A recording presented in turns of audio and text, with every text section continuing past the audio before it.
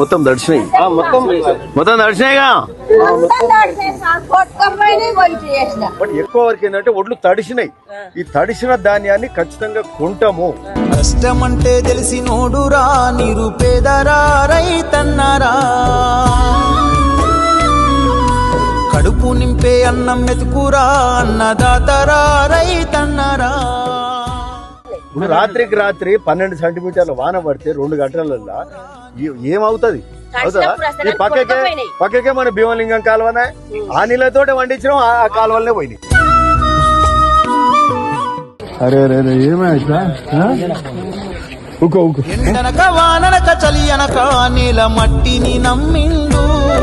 బొలిగొండ మండలంలో ఈ అకాల వర్షాలతోటి రైతులకు చాలా నష్టం జరిగింది. తడిసిన వడ్లను ఖచ్చితంగా కొంటాం.